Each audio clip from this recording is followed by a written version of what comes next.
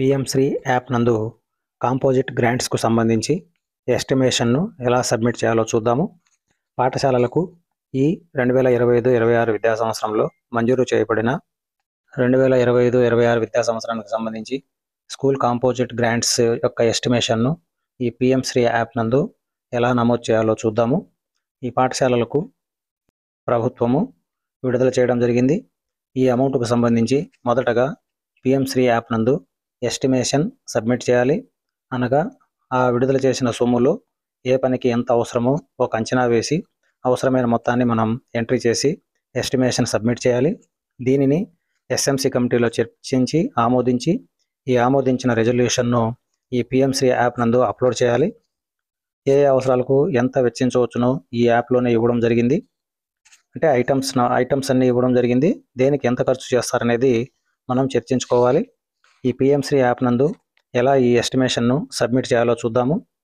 మొదటగా PMC app నందు login కావడానికి ప్రభుత్వం వారు అన్ని పాఠశాలలకు యూజర్ ఐడీలను క్రియేట్ చేసి పంపడం జరిగినది.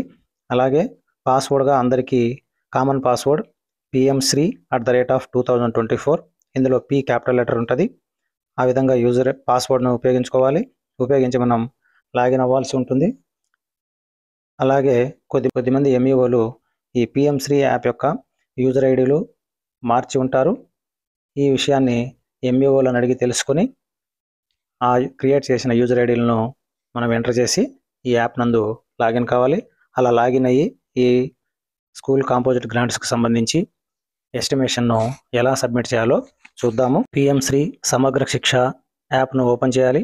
అంటే ఈ స్కూల్ కాంపోజిట్ గ్రాంట్ను స్టేట్ ప్రభుత్వం వాళ్ళు విడుదల చేసినప్పటికీ మనం ఈ పిఎంసి సమగ్ర శిక్ష యాప్ నందు నమోదు చేయాల్సి ఉంటుంది. దీని కొరకు మనం ఇక్కడ యూజర్ నేమ్గా ప్రభుత్వం వారు మన పాఠశాలకు ఏదైతే ఐడిని కేటాయించారో యూజర్ ఐడిను ఈ పిఎంసి యాప్కి సంబంధించి ఆ ఐడిని ఇక్కడ ఎంటర్ చేయాలి. ఇది ఎంఈఓ ఆఫీసర్లు మనకి ఇన్ఫామ్ చేస్తారు.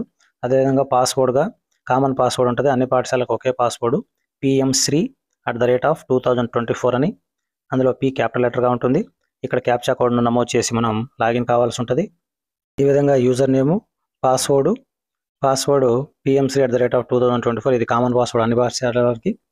అదేవిధంగా క్యాప్చా కోడ్ను ఎంటర్ చేసి మనం లాగిన్ పై క్లిక్ చేయాలి. లాగిన్ పై క్లిక్ చేసిన తర్వాత మనకి ఈ విధంగా ఇంటర్ఫేస్ వస్తుంది. ఇక్కడ second option composite school grant PMC ఉంది. ఇక్కడ మనం ఎస్టిమేషన్ నమోదు చేయకూడదు. దాని కింద థర్డ్ ఆప్షన్గా కాంపోజిట్ గ్రాంట్ ఫార్ స్కూల్స్ ఉంది. ఈ ఆప్షన్ ఎన్నుకోవాలి. దీనిపైన క్లిక్ చేయాలి. క్లిక్ చేసిన తర్వాత మనకి ఇంటర్ఫేస్ ఈ విధంగా వస్తుంది. సెలెక్ట్ ద ఫైనాన్షియల్ ఇయర్ 2025-26 అని. ఇక్కడ ప్రొసీడ్ పై క్లిక్ చేయాలి. క్లిక్ చేసిన తర్వాత ఈ విధంగా ఇంటర్ఫేస్ వస్తుంది. ఇక్కడ estimation, upload PC resolution signed copy, bill capturing, rejected composite bills అని 4 ఆప్షన్లు కనిపిస్తాయి. ఇందులో ఈ third option bill capturing, rejected composite bills అనేటివి ఇప్పుడు కాదు. బిల్స్ అన్ని అంటే మనం దేనికైతే ఎస్టిమేషన్ ఇస్తామో ఆ వర్క్ అంతా పూర్తి అయిపోయిన తర్వాత ఆ బిల్స్ను మనం ఇక్కడ అప్లోడ్ చేయాలి. కాబట్టి మొదటగా estimation, upload PC resolution signed copy ఈ రెండింటిని మనం పూర్తి చేయాల్సి ఉంది.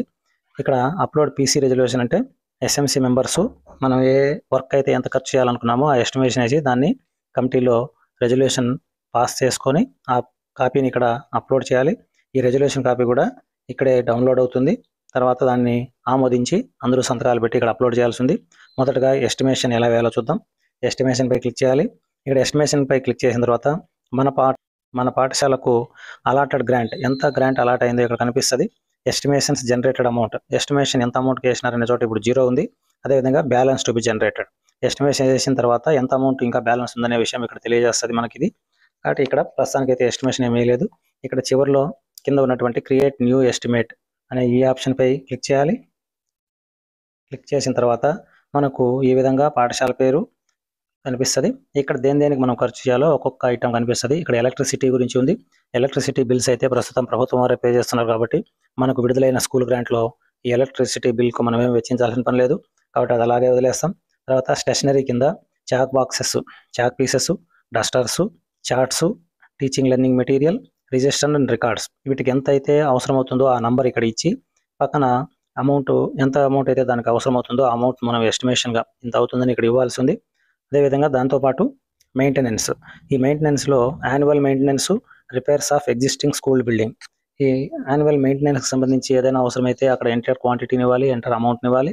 అదేవిధంగా repairs of existing school building ఏదైనా పైప్ ఎచ్చులు ఊడుతున్నా లేదా ఏదైనా వెల్డింగ్ గేట్లు, తర్వాత విండోస్, డోర్లు ఏదైనా ఊడిపోయినా వాటి వెల్డింగ్ కావచ్చు, లేదా కార్పెంటర్ వర్క్ కావచ్చు, ఏదైనా ఖర్చు అయ్యేదైతే ఇక్కడ మనం దాన్ని ఎంత క్వాంటిటీ అవుతుంది, తర్వాత దానికి ఎంత అమౌంట్ అవుతుంది అనేది మెయింటెనెన్స్లో ఇవ్వాల్సి ఉంది.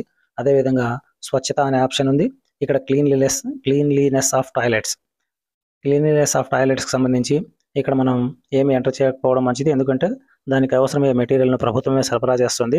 అయితే అక్కడ బ్రష్లు, తర్వాత ఇంకేదైనా మెటీరియల్ అవసరమైతే అవి కొనుగోలు చేయడానికి, ఏదైనా డ్యామేజ్ అయింటే అవి కొనుగోలు చేయడానికి ఏదైనా అవసరమైన అమౌంట్ ఇక్కడ యూజ్ చేయొచ్చు. అదేవిధంగా హైజీన్ ఫెసిలిటీస్ ఇన్ స్కూల్, అంటే విద్యార్థుల్లో హైజీనిక్ డెవలప్ చేయడానికి ఏదన్నా మీరు ఒక ఐటమ్ అనుకుని ఉంటే ఆ ఐటమ్ని ఇక్కడ ఎంటర్ చేసి దానికి అయ్యే అమౌంట్ని ఇక్కడ ఇవ్వాలి. అదేవిధంగా event celebrations, independence day, republic day, maths day, annual day, science day, ఈ 5ంటికి ఎంత ఖర్చు అవుతుందో ఇక్కడ ఎస్టిమేషన్ వేసుకోవాలి. అంటే ఇప్పుడు విడుదలైన అమౌంట్కి మాత్రమే ఇక్కడ ఎస్టిమేషన్స్ ఉండాలి. ఇక్కడ ప్రస్తుతం అయితే మన పాఠశాలకు ఎంతైతే అమౌంట్ రావాలో అందులో సగం అమౌంట్ మాత్రమే మనకు రిలీజ్ అయింది. ఈ సగం అమౌంట్కు అయితే ఎంత పని అయితే చేయగలమో అవి మాత్రమే ఇక్కడ ఇవ్వాలి. ప్రస్తుతానికి అయితే ఇండిపెండెంట్ డే వస్తుంది కాబట్టి వెంటనే దానికి మనం ఇక్కడ అమౌంట్ కేటాయించుకోవచ్చు, అంటే ఆ చాక్లెట్లు అవి తీసుకొచ్చుకోవడానికి. మిగతావి రిపబ్లిక్ డేలు, మ్యాథ్స్ డేలు, యాన్యువల్ డే, సైన్స్ డే ఇవన్నీ లాస్ట్లో వస్తాయి కాబట్టి సెకండ్ ఫేజ్ అమౌంట్ రిలీజ్ అయినప్పుడు వీటికి అమౌంట్ చూపెట్టుకోవాలి మనం.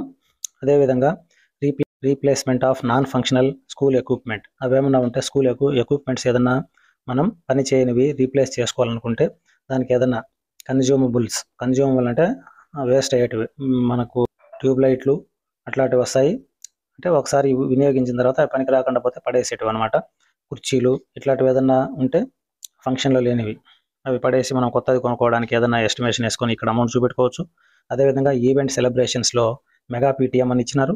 ఈ మెగా పీటీఎం అనే చోట మనం ఒక పీటీఎం నిర్వహించిన కాబట్టి ఎంటర్ క్వాంటిటీ దగ్గర 1 అని ఇచ్చి ఇక్కడ అమౌంట్ ఇవ్వాలి. ఈ అమౌంట్ మనకి ఇదివరకే గైడ్లైన్స్ వచ్చాయి, మనకి రిలీజ్ అయిన అమౌంట్లో 20% వరకు ఈ మెగా పీటీఎంకు యూజ్ చేసుకోవచ్చునని. కాబట్టి మీకు ఎంత అమౌంట్ అయితే వచ్చిందో ఇక్కడ ఈ పాఠశాలకు 10,000 రూపాయలు విడుదలైనట్టు వచ్చింది. దీంట్లో 20% అంటే 2,000 రూపీస్ ఈ మెగా పీటీఎంకు ఇక్కడ చూపెట్టుకోవాలి. అదేవిధంగా replacement of non functional school equipments పైన నాన్ ఫంక్షనల్ స్కూల్ ఎక్విప్మెంట్ అనే ఆప్షన్ ఉంది. ఇక్కడ మళ్ళీ అక్కడైతే కన్జ్యూమబుల్, ఏదైతే దాని వయసు అయిపోయినాక తిరిగి పడేస్తామో అవి. ఇక్కడ ప్లే మెటీరియల్స్ అంటే ప్లే మెటీరియల్స్ మనం కొనుగోలు చేసింటాం, అవి యూజ్ చేసిన తర్వాత కొన్ని రోజులకి పాడైపోవడం కానీ లేకపోతే డ్యామేజ్ అయిపోవడం జరుగుతుంది. వాటి ప్లేస్లో వేరేటివి కొనుక్కోవడానికి ఇక్కడ మనకి ఏదైతే అవసరం అవుతాయో వాటికి అయ్యే ఖర్చుని ఇక్కడ ఎంటర్ చేసుకోవాలి. అదేవిధంగా ఈవెంట్ సెలబ్రేషన్స్ ఉంది, అదర్ టు ఎంటర్. ఇక్కడ పైన చెప్పుకున్న రిపబ్లిక్ డేలు, ఇండిపెండెన్స్ డే, తర్వాత పీటీఎం, ఇవి కాకుండా ఇంకేమైనా ఈవెంట్స్ మనకు జరుపుకునేది అయితే దానికి ఏదైనా అవసరమైన అమౌంట్ని ఇక్కడ చూపెట్టుకోవాలి. అదేవిధంగా replacement of non functional school equipments పైన చూపిన 2 ఐటమ్స్తో పాటు ఇక్కడ గేమ్స్కు సంబంధించి sports equipment, laboratories, internet, water, teaching AIDS, వీటన్నిటికి సంబంధించి మనం ఎస్టిమేషన్ రూపొందించుకోవచ్చు. అదర్ మిస్లేనియస్, ఇవి కాకుండా ఇంకేదైనా మీరు ఆ అమౌంట్లో అంటే ఆ అమౌంట్కి సరిపోయేటట్లు ఎస్టిమేషన్ వేయాలనుకుంటే అదర్స్ పై సెలెక్ట్ చేసి మరి ఏదైనా వేరే మెటీరియల్ అవసరమైతే ఆ మెటీరియల్ని ఇక్కడ చూపెట్టుకొని మనం ప్రొసీడ్ పై క్లిక్ చేయాలి. ఈ ప్రొసీడ్ పై క్లిక్ చేసిన తర్వాత ఎంత 10,000కి సరిపోయిన అమౌంట్ మనం ఇక్కడ వేస్తే ప్రొసీడ్ పై క్లిక్ చేసుకుంటాం. దాంతో ఈ అట్లీస్ట్ 1 వాల్యూ అయినా ఎంటర్ చేయాలి. 1 వాల్యూని ఎంటర్ చేయకపోతే ఇది సబ్మిట్ అవ్వదు. ఈ విధంగా మనం ప్రతి పనికి అయ్యే ఖర్చును, అంటే అన్ని రకాల పనులు కాదు, మనకు విడుదలైన సొమ్ములో ఎంతైతే మనం చేయగలమో ఆ అమౌంట్ని ఇక్కడ మనం సబ్మిట్ చేయాల్సింది. సబ్మిట్ చేసిన తర్వాత ఇక్కడ upload PC resolution signed copy ఉంది. మీరు దేనికైతే ఎంత ఖర్చు పెట్టాలనుకున్నారో ఆ అమౌంట్ను మనం రెడీ చేసుకున్న తర్వాత ఇక్కడ రెజల్యూషన్ కాపీని అప్లోడ్ చేయాలి. ఈ రెజల్యూషన్ కాపీ మనకు ఇక్కడే డౌన్లోడ్ అవుతుంది. మనం ఈ ఎస్టిమేషన్ సబ్మిట్ చేసినాక అప్లోడ్ పీసీ రెజల్యూషన్ సైన్డ్ కాపీపై క్లిక్ చేస్తే మనకు ఇక్కడ రెజల్యూషన్ కాపీ డిస్ప్లే అవుతుంది. ఆ రెజల్యూషన్ కాపీని డౌన్లోడ్ చేసుకొని మనం మన కమిటీ మెంబర్లతో సైన్ చేయించి ఇక్కడ అప్లోడ్ చేయాలి. అప్లోడ్ చేస్తే ఈ ప్రాసెస్ పూర్తయినట్లు. మనం దేనికైతే చూపెట్టామో అమౌంట్ అంతా ఖర్చు అయిన తర్వాత ఆ బిల్స్ని రెడీ చేసుకొని ఈ బిల్ క్యాప్చరింగ్ పై తర్వాత అప్లోడ్ చేయాల్సి ఉంది. ఈ బిల్ క్యాప్చరింగ్ చేసేటప్పుడు కూడా మనం first data estimation upload PC resolution complete అయితే ఆటోమేటిక్గా బిల్ క్యాప్చరింగ్ ఓపెన్ అవుతుంది. ఇక్కడ మనం ఈ బిల్ క్యాప్చరింగ్ దగ్గర బిల్స్ అని అప్లోడ్ చేయాలి. ఈ రిజెక్టెడ్ కాంపోజిట్ బిల్స్ అనేటివి మనం పెట్టిన బిల్స్ ఏదైనా రిజెక్ట్ అయితే ఇక్కడ డిస్ప్లే అవుతుంది. ఈ విధంగా మనకు ఈ స్కూల్ గ్రాంట్ ఏదైతే రిలీజ్ అయిందో ఆ అమౌంట్కు సంబంధించి ఎంతైతే మనం దేనికి ఎంత ఖర్చు చేయాలనుకున్నామో ఆ ఎస్టిమేషన్ ముందుగానే ఇక్కడ ఒక అంచనాకు వచ్చి మనం ఎంట్రీ చేయాలి. ఆ విధంగా అన్ని పాఠశాలల వారు కంప్లీట్ చేయాలి. ఆ బిల్స్నే ఇక్కడ బిల్ క్యాప్చరింగ్లో అప్లోడ్ చేయాలి. మనం ఎస్టిమేషన్ చేసిన దాన్ని కొద్ది మార్పులు కూడా చేసుకోవచ్చు. మనము ఏదైతే పెట్టామో ఎగ్జాక్ట్గా అవే చేయాలని లేదు, 1-2 మార్పులు కూడా చేసుకోవచ్చును. కాబట్టి ఈ విధంగా అందరూ కూడా సబ్మిట్ చేసుకోగలరు. Thank you.